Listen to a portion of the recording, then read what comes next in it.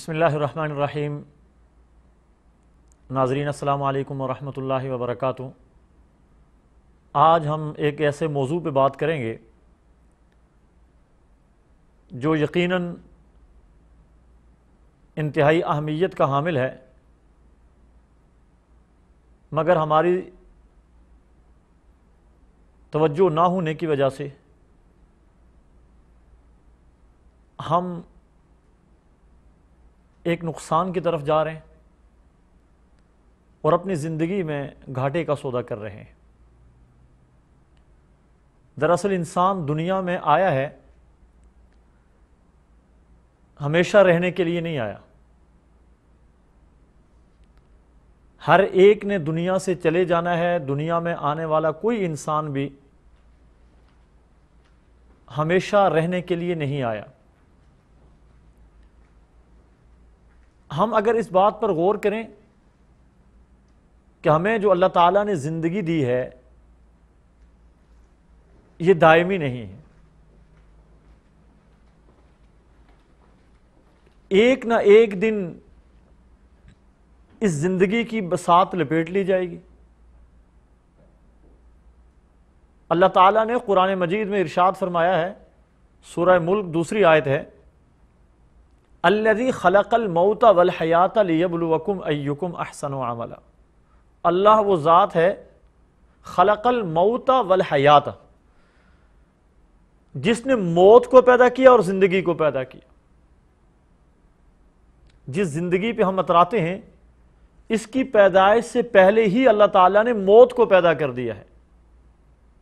لیبلوکم ایکم احسن عملا، پہلے موت کو پیدا کیا پھر زندگی کو پیدا کیا، لیبلوکم ایکم احسن عملا، تاکہ اللہ تعالیٰ دیکھ سکے، اللہ تعالیٰ پہچان سکے، ایکم احسن عملا، تمہیں ایک ابتلاء میں ڈال کے، ایک آزمائش میں ڈال کے کہ دیکھتا ہوں تم میں سے بہتر عمل کون کرتا ہے۔ تو محترم ناظرین، آئیں ہم تھوڑا سا اس معاملے میں قرآن سے رہنمائی لیتے ہیں کہ یہ جو اللہ نے ارشاد فرمایا لیبلوکم ایکم احسن عملا، اس کا کیا معنی ہے؟ تو یہ بات ذہن میں رکھیں کہ اللہ تعالیٰ نے دنیا میں دو مخلوقات ایسی پیدا کی ہیں جو اعمال کے مخاطب ہیں۔ وَمَا خَلَقْتُ الْجِنَّ وَالْإِنسَ إِلَّا لِيَعْبُدُونَ، ارشاد باری ہے ہم نے جنات اور انسانوں کو اپنی عبادت کے لیے پیدا کیا۔ اور عبادت کا ایک مفہوم جو عام طور پہ لوگوں کے ذہن میں ہوتا ہے کہ شاید عبادت نام ہے نماز پڑھنے کا، روزہ رکھنے کا، اللہ اللہ کرنے کا، ہر وقت تسبیح پھیرنے کا نام عبادت ہے، اور باقی ساری کی ساری دنیا داری ہے۔ نہیں، ایسی بات قطعاً نہیں ہے۔ عبادت نام ہے اللہ کی اطاعت اور حضور پاک صلی اللہ علیہ وسلم کی اطاعت۔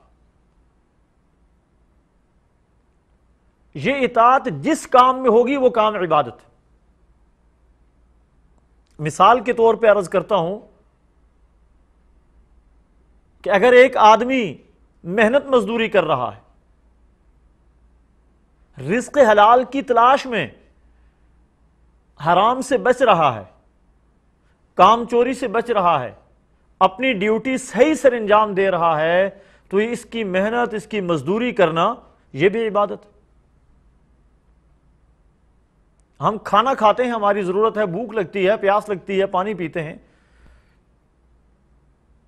اپنی جسمانی ضرورت پوری کر رہے ہیں، لیکن کھانے کے جو آداب حضور پاک صلی اللہ علیہ وسلم نے سکھا دیے، اگر ان آداب کی رعایت رکھتے ہوئے ہم کھا رہے ہیں تو یہ ہمارا کھانا عبادت۔ پانی پی رہے ہیں،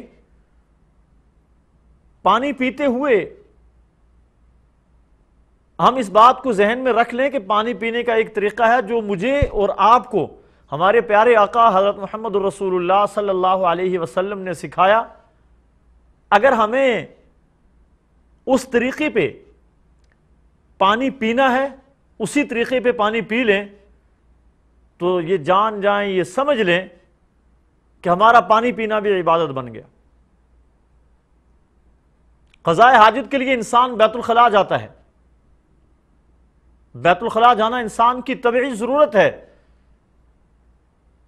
لیکن اگر جاتے ہوئے وہ سنت طریقے کو سامنے رکھ لے، واپس آتے ہوئے سنت طریقے کو سامنے رکھ لے، یہ بیت الخلاء میں جانا بھی اس کا عبادت بن جائے گا۔ یہ جو اللہ تعالیٰ کا ارشاد ہے وَمَا خَلَقْتُ الْجِنَّ وَالْإِنسَ إِلَّا لِيَعْبُدُونَ، ہم نے جنات اور انسانوں کو اپنے عبادت کے لیے پیدا کیا، اس عبادت کے معنی میں بڑی وسعت ہے، اس کا مفہوم بڑا وسیع ہے اور انسانی زندگی کے تمام پہلوؤں کا احاطہ کر رہا ہے۔ جتنے بھی پہلو انسانی زندگی کے ہیں سارے پہلوؤں کا احاطہ کر رہا۔ یہ عبادت محض نماز، روزے، حج، زکوٰۃ، تسبیح، تلاوت تک محدود نہیں ہے، ہاں یہ عبادت کا اعلیٰ ترین مقام ہے۔ کوئی انسان محنت مزدوری کر رہا ہے، اس کے ساتھ نماز کی پابندی بھی کر رہا، قرآن کی تلاوت بھی کر رہا ہے، استطاعت ملنے پہ حج بھی کر رہا ہے، مال بن گیا، حولان حول سال گزر گیا، اس کے اوپر زکوٰۃ بھی دے رہا ہے، اپنے اوقات میں ذکر اذکار بھی کر رہا ہے، اپنے اللہ کو یاد بھی کر رہا ہے، تو یہ تو عبادت کا اہم ترین اور اعلیٰ ترین درجہ ہے۔ لیکن اگر ہم اس عبادت کے معنی کو صرف نماز روزے تک محدود کر دیں گے تو یہ میں سمجھتا ہوں کہ ہماری طرف سے دین کی صحیح تعبیر اور صحیح تشریح نہیں ہوگی۔ تو جب اللہ تعالیٰ نے انسان کو پیدا کیا لِيَعْبُدُونَ کہ وہ اللہ کی عبادت کرے، اللہ کی مرضی کے مطابق زندگی گزارے، اب یہ چیز ہے جس کو اللہ تعالیٰ نے ارشاد فرما دیا لِيَبْلُوَكُمْ، اب میں دیکھتا ہوں تم میری مرضی میری منشا کے مطابق زندگی گزارتی ہو یا اپنی خواہشات کے مطابق۔ لِيَبْلُوَكُمْ، اللہ تمہیں آزمائے گا، اللہ دیکھے گا تم کیا کرتے ہو۔ روزہ رکھا ہوا ہے اور ٹھنڈا پانی موجود ہے، شدید پیاس ہے، اللہ کا حکم ہے انتظار کرو مغرب کی اذان تک، غروب آفتاب تک انتظار کرو۔ اب جو پی لیتا ہے وہ اللہ تعالیٰ کی نافرمانی کرنے والا، جو رک جاتا ہے وہ اللہ تعالیٰ کا فرما بردار ہے۔ اور یہی ہے لِيَبْلُوَكُمْ۔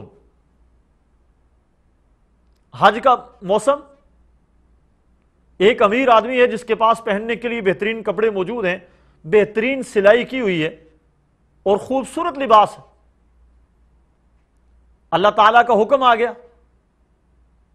اس لباس کو اتارو اور عام 2 چادریں پہن لو، ایک تہبند باندھ لو، ایک اوپر اوڑھ لو۔ اب جس نے اس لباس کو معمولی سمجھا اور حج کے دوران اپنا سلا ہوا قیمتی خوبصورت لباس پہن لیا تو اس نے اللہ تعالیٰ کی نافرمانی کر لی، اور جس نے یہ لباس پہن لیا وہ اللہ تعالیٰ کا فرما بردار ہے۔ لِيَبْلُوَكُمْ، اللہ تمہیں آزمائے گا کہ تم کیا کرتے ہو۔ 2 راستے تمہارے سامنے، ایک راستہ رحمان والا ہے، ایک راستہ شیطان والا ہے۔ لِيَبْلُوَكُمْ، اللہ تمہیں آزمائے گا کہ تم کس راستے کے اوپر چل رہے، تم نے کون سا راستہ اختیار کیا ہے۔ تو جو راستہ ہم اختیار کریں گے اس راستے پہ سزا اور جزا اللہ تبارک و تعالی نے رکھی۔ سیدھے راستے پہ جزا ہے اور الٹے راستے پہ سزا ہے، اور یہ سزا اور جزا یہ کل قیامت کے دن ملنے والی۔ ہمارا یہ وجود ایک دن ختم ہو جائے گا، ہم میں سے کوئی ایک بھی باقی نہیں رہے گا، اور ایک دن ایسا آئے گا ساری دنیا بھی ختم ہو جائے گی، یہاں باقی رہنے کے لیے کوئی نہیں آیا۔ اگر 950 سال حضرت نوح علیہ السلام نے تبلیغ کی، اور بعض روایات کے مطابق 1000 سال کے قریب ان کی عمر تھی، 1000 سال گزارنے کے بعد وہ بھی دنیا سے چلے گی۔ لو کانت الدنیا تدوم لواحد لکان رسول اللہ صلی اللہ علیہ وسلم احق بها، اگر دنیا میں ہمیشہ رہنا کسی کا استحقاق ہوتا تو میرے اور آپ کے پیارے آقا حضرت محمد رسول اللہ صلی اللہ علیہ وسلم اس بات کے سب سے زیادہ مستحق تھے کہ وہ دنیا میں باقی رہتے۔ جب ہمارے پیارے آقا دنیا میں باقی نہ رہے تو ہم میں سے کوئی ایک بھی باقی نہیں رہے گا۔ انسان چاہے اسباب کی دنیا میں جو تیاریاں کر لے، موت سے بچنے کے جو انتظامات کر لے، موت آ کر رہے گی اور اپنے وقت پر آ کر رہے گی۔ اینما تکونوا یدرککم الموت ولو کنتم فی بروج مشیدہ، تم جہاں کہیں بھی ہو مضبوط قلعوں میں اپنے آپ کو بند کر لو، موت وہاں بھی پہنچ جائے۔ قل، اے نبی صلی اللہ علیہ وسلم فرما دیجئے، ان الموت الذی تفرون منہ فانہ ملاقیکم، کہ جس موت سے تم بھاگ رہے ہو فانہ ملاقیکم، وہ تمہیں مل کر رہے گی۔ ثم تردون الی عالم الغیب والشہادہ، پھر تمہیں اللہ کی طرف لٹایا جائے گا۔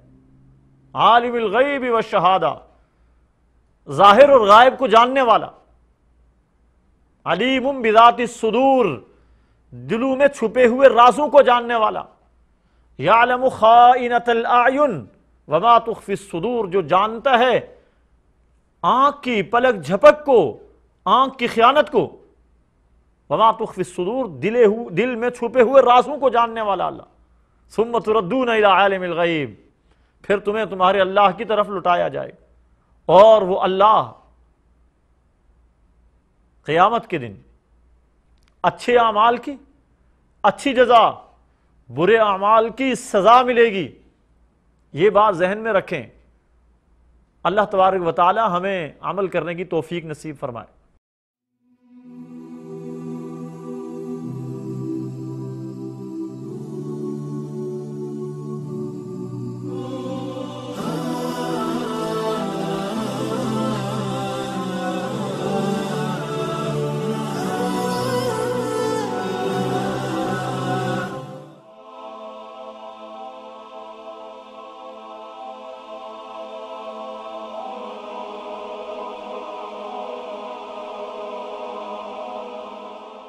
ایمان کی کرن، ہدایت کی شمع، رسالہ